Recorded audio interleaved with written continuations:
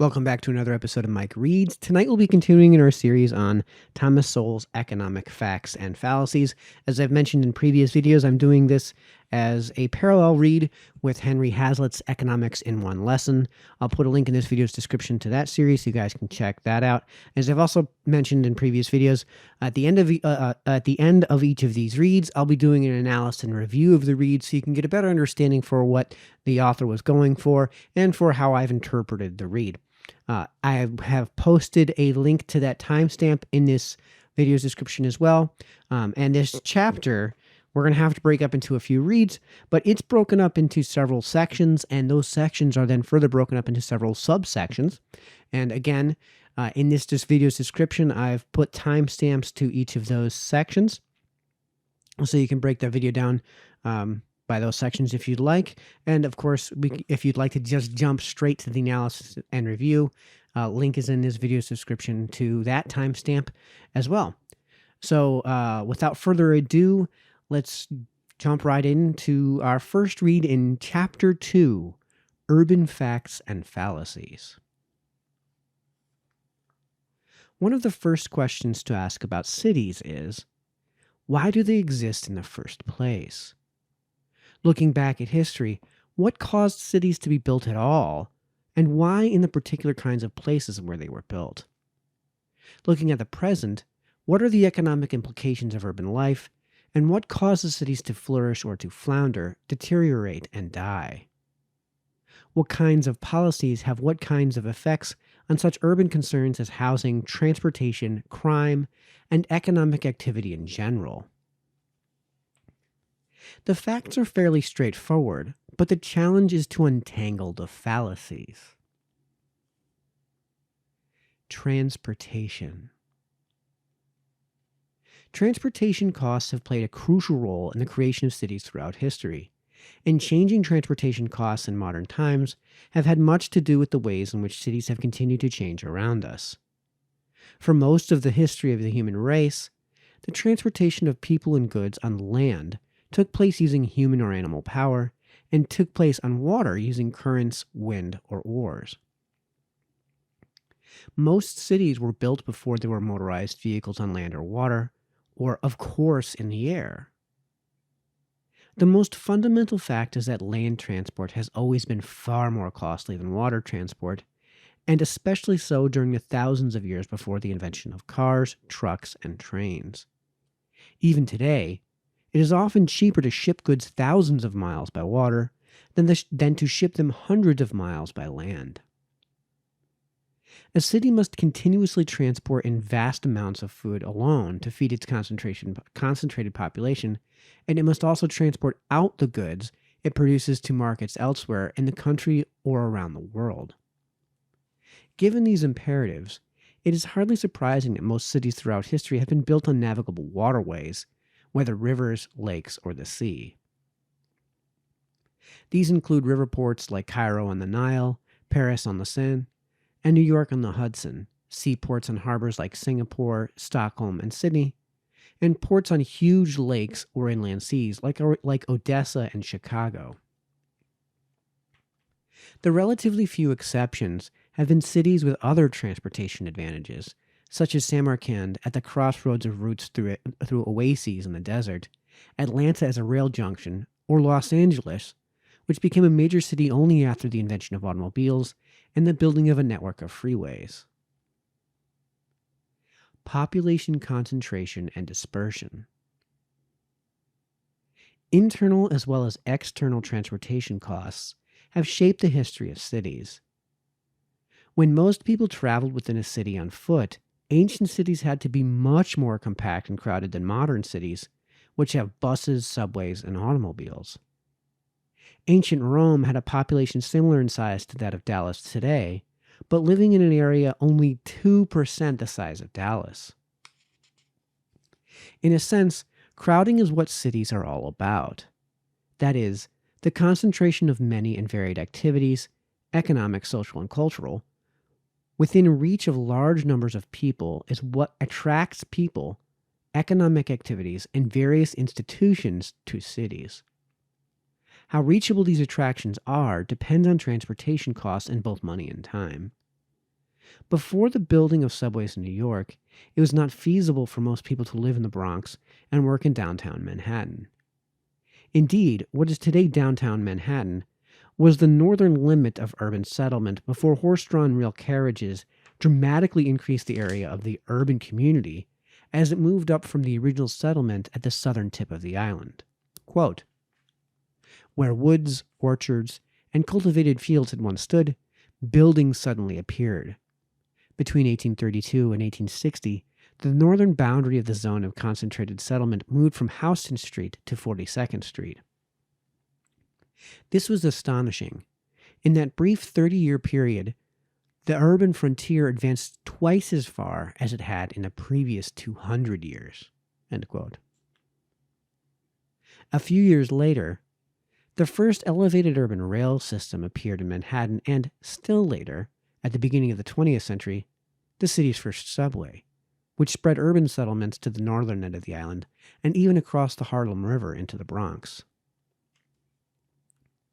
The spreading out of urban communities in general has been made possible by reductions in transportation costs. When trains first made their appearance in early 19th century England, this enabled many more people to live further from their jobs, to spread out into the suburbs, leading the Duke of Wellington to blame the newly created railroads for encouraging, quote, "the common people to move about needlessly," end quote. In the many years since then, there have been many other third-party observers assuming that they know better than the people themselves where those people should be living. The widespread availability and affordability of automobiles in the second half of the 20th century has led to rapid suburbanization in affluent industrial societies, whether in the United States, Western Europe, or elsewhere, with numerous economic and social consequences that remain controversial. While affordable transportation costs, including walking inside a tightly packed city, have been necessary for urban living, that has not been sufficient. There must be something inside the city worth walking to or riding to. Otherwise, people would remain scattered through the countrysides. The tall and thick stone walls around many cities in Europe and elsewhere in centuries past indicate one of the things the city offered: protection against invaders or lawless marauders. In addition, many complementary activities can be carried on in proximity to one another in a city, and activities with large fixed costs, such as building a water supply system or a sewage disposal system, can be carried on economically when these huge costs can be spread over a large number of people crowded into a given area. Hospitals, theaters, and cathedrals are other structures with large fixed costs which are also more likely to be affordable when these costs can be spread over a large number of people concentrated in an urban community. These advantages of a city are what attract the people who produce the crowding. One of many urban fallacies is that highly crowded cities are a sign of overpopulation, when in fact it is common in some countries for more than half the nation's population to live in a handful of cities, sometimes in just one, while there are vast areas of open and largely vacant countrysides. Even in a modern urban and industrial society like the United States, less than 5% of the land area is developed, and forests alone cover 6 times as much land as all the cities and towns in the country put together. Photographs of crowded slums in third world countries may insinuate the conclusion that overpopulation is the cause of poverty, when in fact poverty is the reason for the crowding among people unable to afford the transportation costs of commuting or much urban living space, but who are yet unwilling to forego the benefits of urban living. Many cities were more crowded in the past when national and world populations were much smaller. The spread of faster and cheaper transportation, affordable to vastly larger numbers of people, has spread out the urban population into the surrounding countrysides as suburbs have developed. Due to faster transportation, these suburbanites now have proximity in time to the institutions and activities of a city from even greater physical distances. Someone in Dallas, living miles away from a stadium, can get there in a car faster than someone in ancient Rome, living much closer to the Colosseum, could reach that stadium on foot. Elites with their own horses and carriages have for centuries had greater proximity in time to urban attractions than the poor masses have had, whether in Europe, Asia, or the Western Hemisphere. Transportation costs have long tended to make suburbs the homes of more affluent people who could afford such costs. As incomes have risen and transportation costs declined in modern times, ordinary people could now afford to move out to the suburbs in great numbers while maintaining proximity to their jobs and urban amenities. This greater accessibility to urban institutions has been a result of the 20th century revolutions in transportation brought about by the introduction and spread of subways, commuter trains, buses, and automobiles. Ordinary people can in fact live much further from an urban center today than the elite could in the past. Before the transportation revolutions of the 20th century, even New York City was quite different from what it has become since then. The home in which Theodore Roosevelt spent his late adolescence and early adulthood was a suburban mansion built in 1873 on, quote, the outer fringes of New York City, end quote, West 57th Street. As late as 1881, quote, the streets were little more than numbers, and most of the land was vacant, end quote, in the West 60s and 70s. People in Harlem were living out in the country, and few, if any, were black. All that changed after the New York City subway system was built at the end of the 19th century, reducing transportation costs in both money and time. While this allowed people to live farther from where they worked, the need for large numbers of people to arrive at work at about the same time from widely varying distances and directions created the modern problem of rush hour traffic congestion. In fact, such congestion on highways and city streets during rush hours became a common problem in cities around the world. Traffic congestion. Congestion has generally tended to grow worse over time.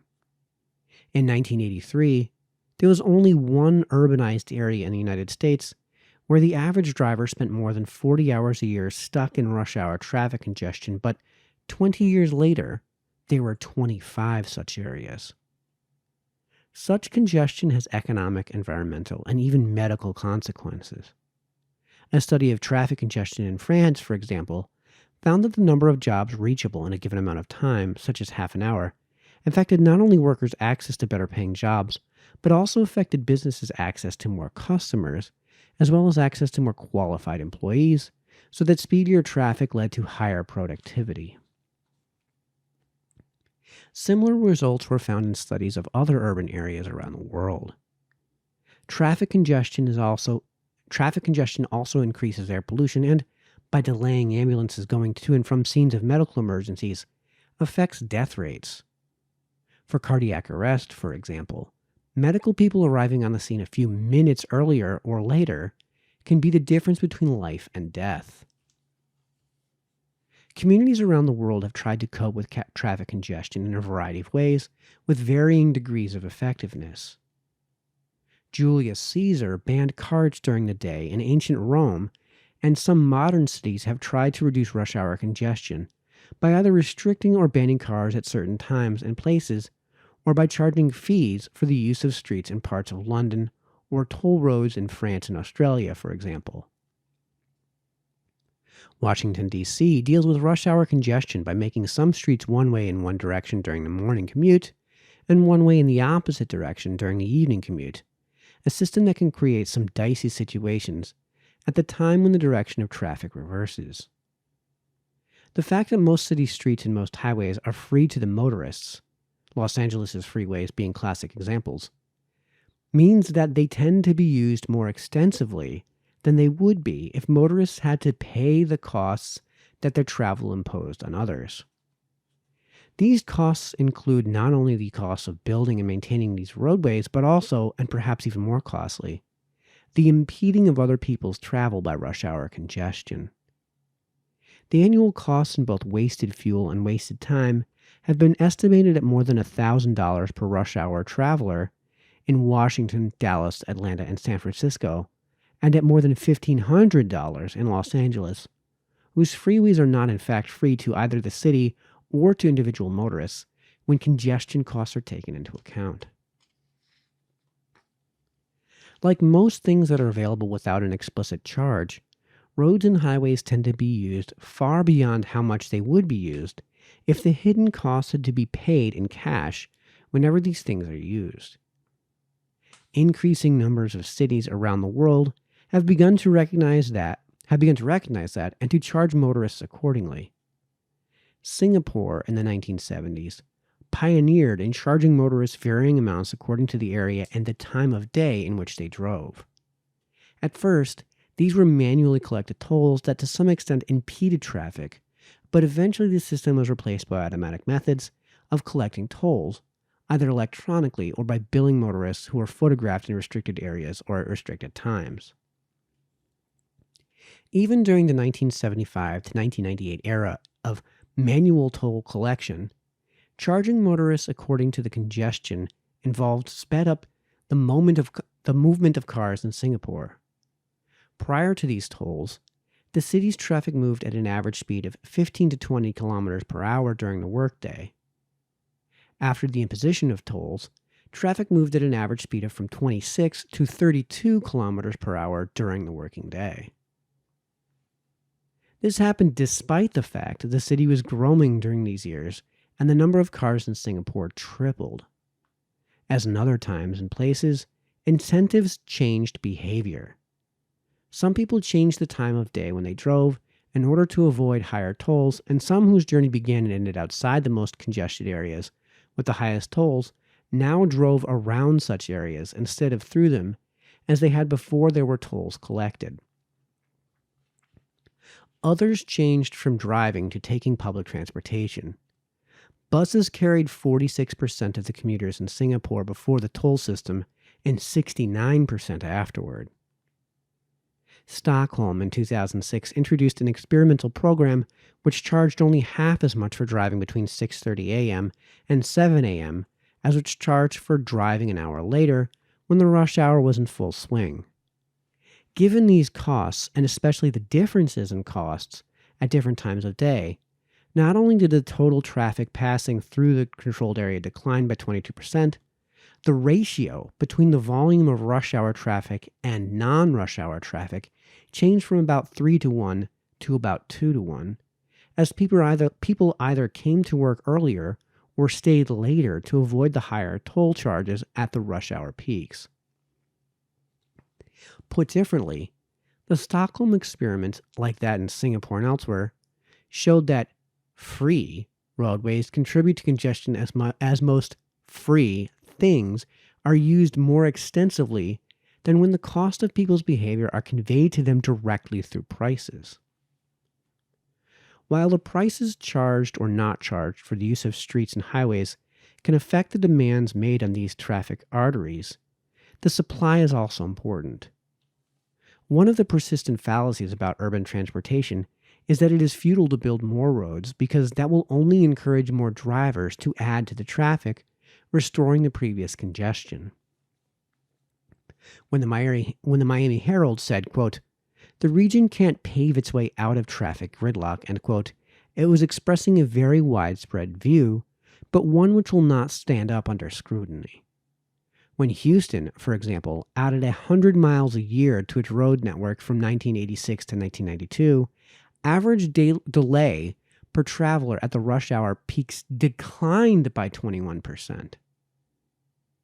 But when Houston drastically cut back on road building between 1993 and 2000, while its population was still growing, travel delays nearly doubled. In other words, building more roadways to keep pace with the growth of traffic only works when you do it. So do most things. Following the kind of reasoning used by those who say it is futile to build more roads to cope with traffic congestion, it would be possible to say that it is futile to deal with hunger by eating because people just get hungry again later on. One of the reasons so many are committed to the idea of the futility of building more streets and highways to cope with traffic congestion is that they prefer to rely on mass transit as part of a more sweeping program of centrally planned development or redevelopment. City planners, consultants, and experts all have a vested interest in the idea that people cannot be left to live their lives as they see fit, but must have their transportation and their housing patterns, among other things, controlled by city planners, consultants, and experts. One of the reasons for a failure to ease traffic congestion is that many see this congestion as a way to, quote, get people out of their cars, end quote, and into mass transit. The fixation on mass transit as a substitute for high levels of automobile usage cannot be justified by the actual track record of mass transit or by its underlying economics. While mass transit played a major role in the development of New York City, that is today the exception rather than the rule.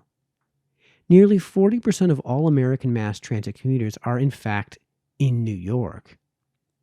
Even so, only about 1/4 of New Yorkers get to work on mass transit. Chicago is the next highest with 11%. Nationwide, mass transit ridership was 2 million people lower in 2000 than it was in 1996, even though there were more than 60 million more workers in 2000. Europe has had similar trends, with mass transit accounting for a declining share of travel in London, Paris, Stockholm, and Frankfurt, for example, and its share of European travel as a whole has declined from 25% in 1970 to 16% in 2000. There are economic reasons for this. With rising levels of prosperity, more automobile ownership, and increasing suburbanization, there are fewer places with the high population densities needed to make mass transit a predominant means of transportation. Quote, the typical suburban community houses about 2,500 or 3,000 people per square mile, but transit's share of commute trips is insignificant for tracts with fewer than 4,000 people per square mile. Generally speaking, transit's market share doesn't exceed 20% on average until densities reach 5 and 6 times the density of a typical suburban community, end quote. In short, most places are not like Manhattan and are becoming more and more unlike Manhattan as time goes on.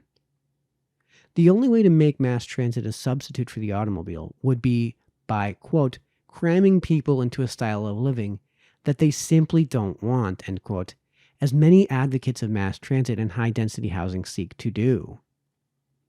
For one thing, automobiles can deliver people directly from home to work, avoiding trips to and from the points where mass transit can be boarded, as well as transfers that are often necessary.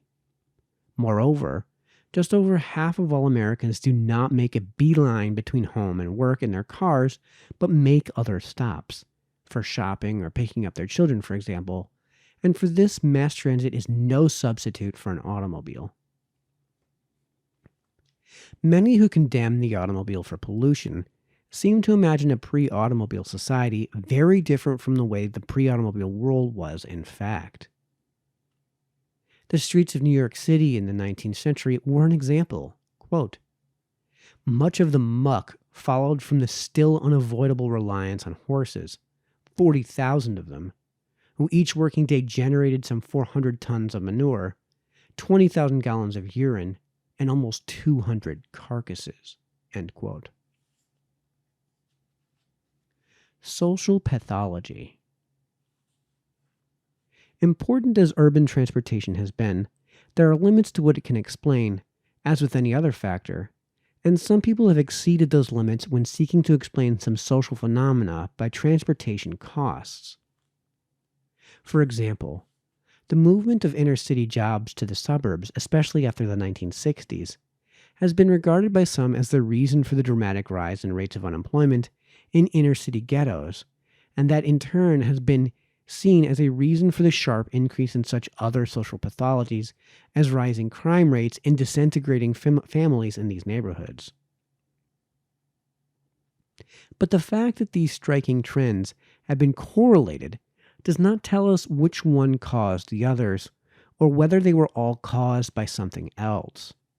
However, the movement of jobs has been undeniable and of a major magnitude, as in the case of a Chicago neighborhood. Quote, "Two large factories anchored the economy of this West Side neighborhood in its good old days. The Hawthorne plant of Western Electric, which employed over 43,000 workers, and an International Harvester plant with 14,000 workers. The world headquarters for Sears, Roebuck and Company was located there, providing another 10,000 jobs. But conditions rapidly changed. Harvester closed its doors in the late 1960s. Sears moved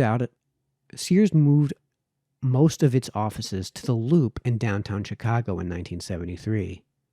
The Hawthorne plant gradually phased out its operations and finally shut down in 1984. End quote. From this, some have concluded that the movement of jobs to the suburbs created such high transportation costs, in both time and money, that these jobs were now beyond the range of most inner-city residents. The resulting economic breakdown in these communities is then blamed for such social breakdowns as a welfare culture with fatherless children and skyrocketing rates of crime and violence. However, businesses and jobs did not leave this neighborhood for no reason. It costs considerable money to relocate operations that employ thousands of people.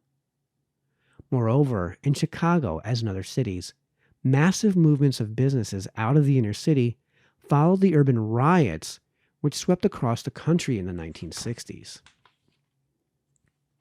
The Chicago community mentioned above lost an estimated 3/4 of its businesses during the decade of the 1960s.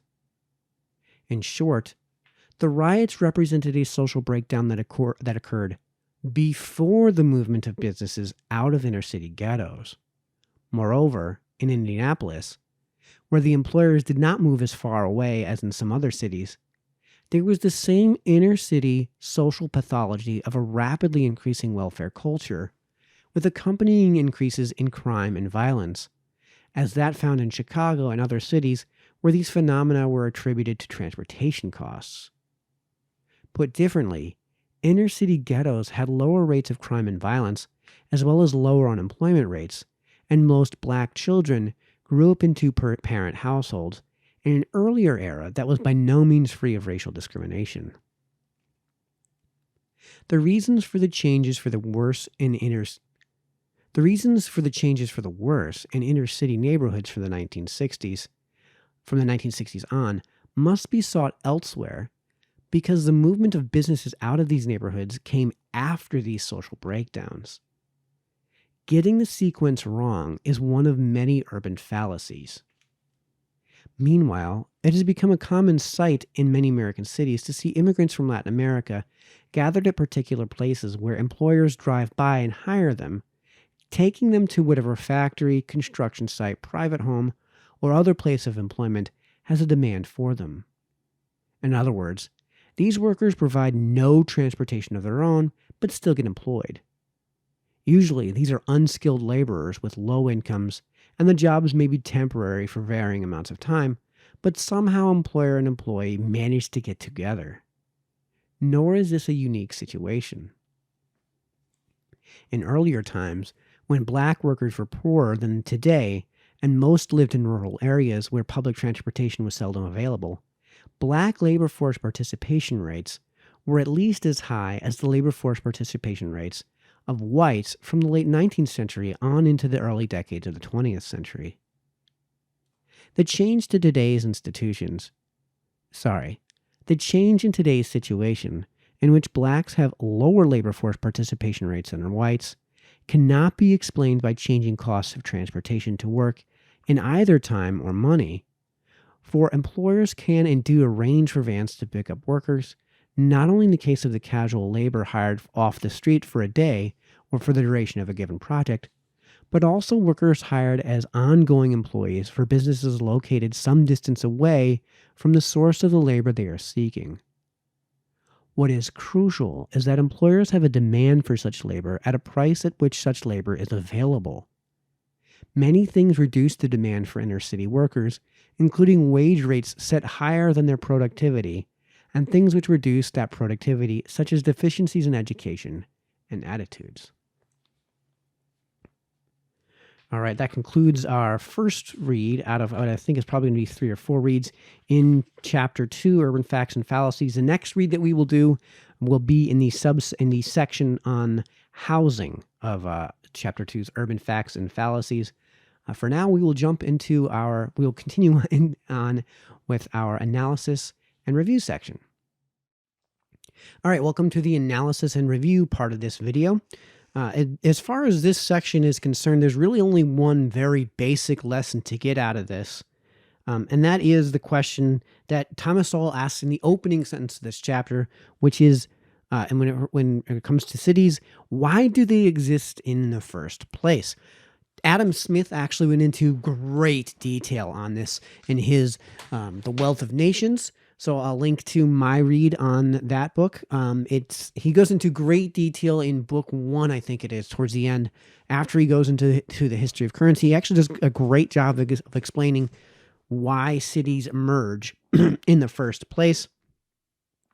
And the short version is that cities emerge for a reason. They don't pre-exist the population. The population coalesces into a city for a reason. And there's a problem here. There's a fallacy that is implied that he's, I guess, attacking, I guess, criticizing, I guess, trying to debunk.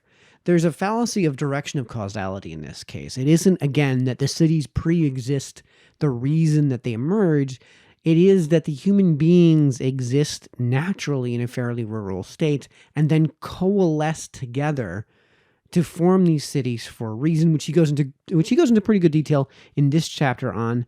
I think he goes into much greater detail on that subject later on in the book. So we'll probably breeze over that for just a little bit. But one of the points that he brings up that we'll get into in this analysis shortly here is that people don't become poor because they live in a city. Poor people tend to coalesce into a city because there are material advantages to living closely together. In this subsection of this read, we talked about transportation. If you don't have to walk too very far to get to the market, then that's less time that you have to waste not being at the market, not doing the thing that you're going to do with the goods that you've purchased at the market. So if you go to the market to buy, if you're a farrier and you go to the market to buy iron, then there's more time that you can now spend ferrying the iron, which is the thing that's actually making you money and is allowing you to put more bread on your table if you don't have to walk so far to get that iron. So there's a clear and material advantage to living in a city that comes as a result of transportation. He does talk about how, we'll get into this in a second, but there are fixed costs that you can distribute over a larger population if they are closer together when it comes to transportation. For example, when you have a car, the fixed cost of purchasing the car is much lower than the fixed cost of purchasing a rail car. However, you can fit a lot more people into a rail car.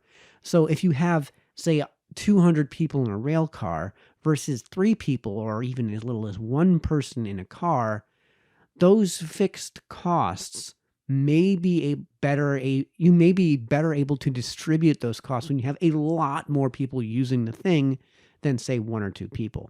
Not true of variable costs, of course, like consumption of diesel fuel, which is actually in this case going to be factored into be treated as a fixed cost. But there are certain costs that you can distribute over larger populations if you live much closer together. The point, though, that he's making here is the direction of causality. So if you imagine, like, there's 330 million people in the U.S., right? And if we just waved a magic wand and evenly distributed them throughout the U.S., would they stay in those places? No, they wouldn't. Certain people would tend to coalesce. And the material advantages that one geography of coalescence creates is going to attract other people to that. So that's the big lesson to get, I think, probably from the whole chapter, but specifically as it relates to transportation costs, we can get into that in just a second. But before we do have to take a bit of an aside. And that aside is that we have to talk about the geography of New York City. It's a complete non sequitur, I realize, but we have to do it. So I've actually got the map of New York City here. I'll bring it up onto your screen so you guys can follow along at home. But the idea here is that this is Manhattan. Let me talk about why we have to make this non sequitur first. Sowell grew up in New York City, and he talks about New York City a lot. And the way that he talks about New York City, and especially Manhattan, is as though he's familiar with it in a way that I don't think all the folks at home are going to be as familiar with Manhattan specifically as, say, I am. I'm someone who's been to Manhattan thousands of times and who's been to the outer four boroughs, the Bronx, Queens, Staten Island, and Brooklyn, hundreds of times, if at least hundreds of times. I've never actually been to Staten Island, but I've been to the Bronx, Queens, and Brooklyn genuinely hundreds of times. So my familiarity with it is probably where Sowell's is. But we do have to make this aside because Sowell talks about New York City and uses this not only in this book, but in all his works a lot. So we're going to have to make this non sequitur. And before we make this non sequitur, the big lesson to get out of this non sequitur is the lesson that Thomas Sowell offers on page 20. In short, most places are not like Manhattan. In short, there's no place like Manhattan. Manhattan is just wall-to-wall concrete and steel. Central Park is massive, yes, but it's almost out of place. It's as though you had just like a planter inside a stadium, inside a giant building. It almost seems out of place in Manhattan. There's people everywhere. It's something that it's going to be really tough for me to convey what the experience of Manhattan is like unless you've spent a lot of time there. But there's no way to not be in a giant crowd of people anywhere on Manhattan. I suppose there are some parts where if you go there in the dead of night, that might be the case. I mean, there are basically every building's a skyscraper by most people's standards in the U.S. There aren't any yards, if you will. So when you live in Manhattan, there's no concept of a yard. People might have like a tiny area that they cultivate, have turned into like planters, or like have artificially created turf out of, or in some way. It's not a yard in common parlance. So let's get into the geography lesson, because I think I don't know how I can possibly convey this. There's no place in the Western Hemisphere like New York City. And when I say this, I have to give you guys my experience. I've been to Jacksonville. I've been to Atlanta. I've been to Charleston, South Carolina. I've been to Columbia, South Carolina. I've been to Richmond, D.C., Baltimore, Philadelphia, Boston.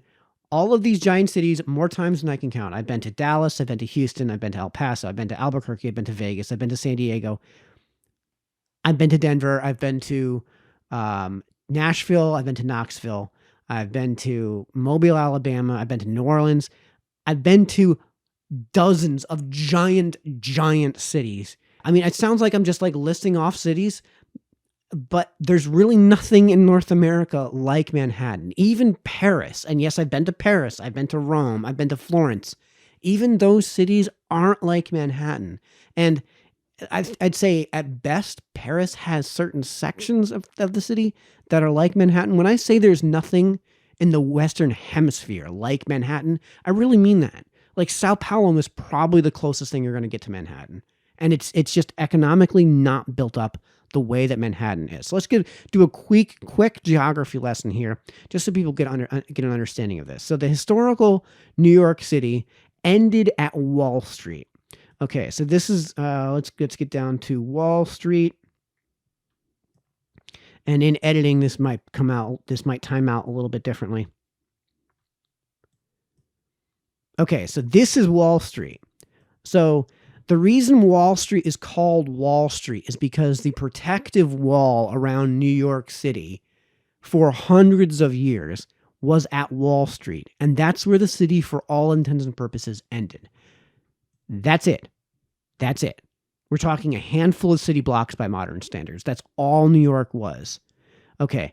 New York then expanded into Houston Street. I know people, when they first go to New York, think it's Houston Street. The locals there pronounce it Houston Street. So let's get to Houston Street. There's Canal. Where is Houston Street? Houston Street. There we go. Okay. South of Houston Street is called Soho. And this formed Lower Manhattan, this little tiny section, this little tiny peninsula of this giant 33 square mile island. That was all Manhattan was for hundreds of years. It wasn't until basically the turn of the century, the 19th into the 20th century, that this expanded. So let me show you where 57th Street is, and just so you get an understanding of how Manhattan works. The avenues go north and south. The streets go east and west, and it's one way. Odd numbers are westbound only. Even numbers are eastbound only. That's basically a general rule you can get. What is it? Broadway is a diagonal that runs here. Let's bring up Broadway. That's Broadway. It's a diagonal that runs across the island. So this is 57th Street right here. This is 57th Street.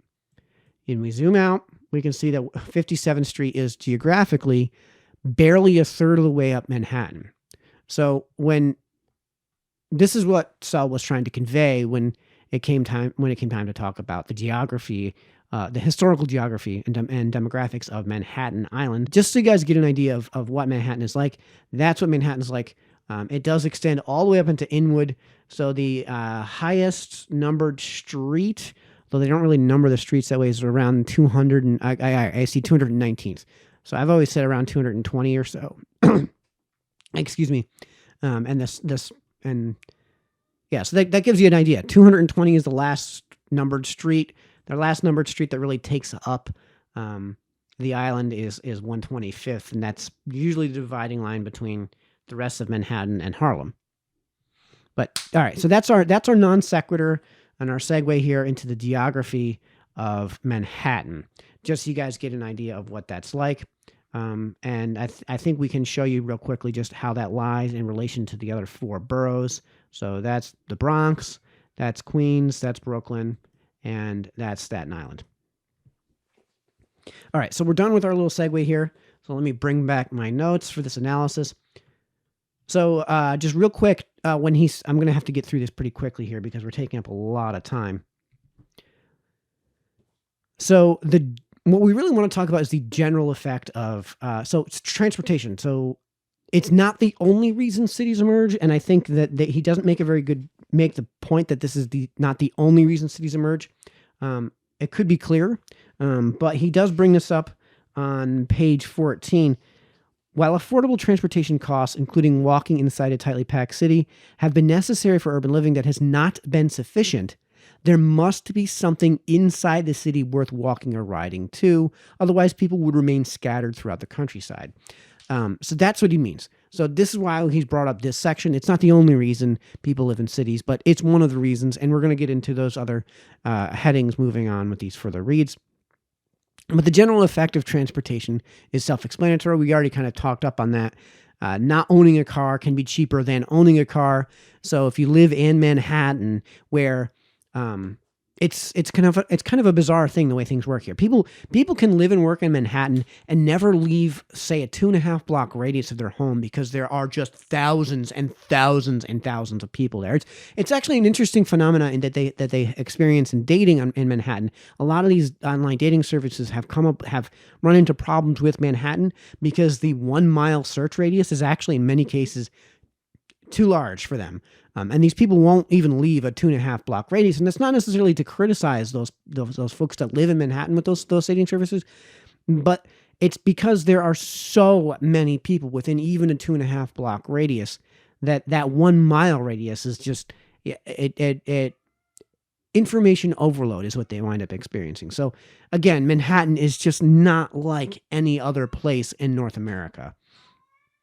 And so if you have your market, for example, right across the street, then, the amount of time that you have to spend getting to the market and back, if you don't have to buy the car, if you don't have to own the car and drive it, even if it's the same amount of time, it's cheaper to walk than it is to drive the car. However, there is, of course, the comfort of driving versus walking. But let me see. I'm just checking my notes here. Less time spent traveling by any means is less time wasted. Sowell does get into that when he talks about traffic. The major point here to get out of the first subsection is the cause and effect direction, which he explains on page 15. So if you guys will just bear with me here. When he talks about poverty, like we talked about earlier, it's not that cities cause poverty. It's that poor people find a material advantage in living in these city conditions. When in fact, all right, so photographs of crowded slums in the third world countries may insinuate the conclusion that overpopulation is the cause of poverty, when in fact poverty is the reason for the overcrowding among people unable to afford the transportation costs of commuting or much urban or owning or renting or urban space. So that's what he's talking about there. And of course, again, transportation isn't the only place where that where the causal link exists. I do want to clear up some things on traffic congestion. So he's not making an a prioristic advocation for cars. He realizes that there is a time and place for mass transit. What he's advocating for really is for market choices, which he makes clear on page 19.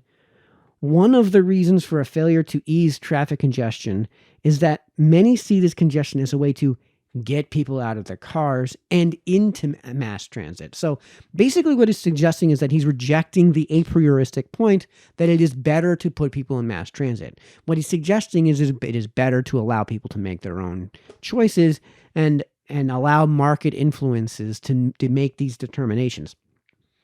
So if you have a place like Manhattan, which is unlike any other place in North America, it probably makes sense, as people have obviously showed, and as people have obviously voted for with their wallets, it makes sense to have certain elements of mass transit that just don't exist really in any other city. But I suppose in Chicago, and I suppose in some parts of Washington, D.C., it's similar in its usage, but there are very few places on Earth that are like Manhattan.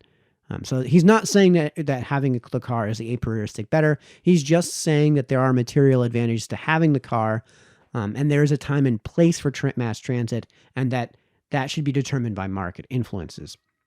The other thing that I wanted to clear up is the notion of that he brings up on that same page when he talks about the futility of defeating hunger by eating. That circuitous loop here. He's not talking about the fact that when you pave roads, you encourage more people to drive on them. So it's going to bring in more traffic. Actually, that's exactly what he's trying to refute, is the notion that the roads themselves cause the traffic, when in reality, the paving of the roads may just simply attract more people into the city, and it's the people that cause the traffic. So there may be a place where paving the road isn't as effective as, say, laying down rail. But what he's talking about here when he says it would be possible to say that it is futile to deal with hunger by eating because people just get hungry again later on. Again, he's not referring to paving versus not paving. He's talking about, what he's referring to is paving versus not paving, not paving versus laying down rail. In this case, he's not talking about resolving hunger by eating vegetables versus eating meat. He's trying to refute the notion that that the idea is to resolve hunger by eating at all versus not eating at all. So the last thing that I want to bring up here that he brings up, and this is kind of an aside, and this is really the most important lesson I think in economics that he brings up, and he only glances on that, and it's the fundamental notion that whenever you have a governmentally instituted program, whenever government takes action, one of the considerations that needs to be made is the effect on behavior. When you incentivize certain behavior, that behavior will tend to emerge more often than it once did. Put differently, the Stockholm experiment, like that in Singapore and elsewhere, showed that free roadways contribute to congestion as most free things are used more extensively than when the cost of people's behaviors are conveyed to them directly through prices.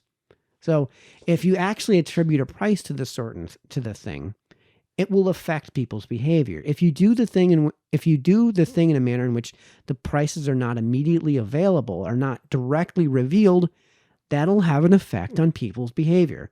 And we're going to get into much greater detail on this, I think, with both of these books, and especially with Henry Hazlitt's like Economics in One Lesson. But if it's the fundamental dividing line between, it's the thing that defines the Austrian school. It's the thing that the Marxian school, that the Marxists and the Keynesians outright reject, but which is self-evidently true, which is that policy prescriptions, when enacted upon, have a causal effect on human behavior, which must be considered when reviewing whether or not to institute said policies. And in this case, the Austrian school is 100% right. Thomas Sowell is 100% right to bring this up. And if you never get anything out of any lessons in economics, if you ever get anything out of any of these lessons, it's that. Remember that everything that you do has effect. There is a cause and effect. And everything that you do which might influence human behavior is going to, in some respects, influence certain people's behaviors. So we're getting really long in the tooth here with the analysis and review. The social pathology section is fairly self-explanatory, and he's going to bring it up in much greater detail later in the book, so we'll save our analysis and review for those sections. So until we move on with Chapter 2, this has been Mike, signing off.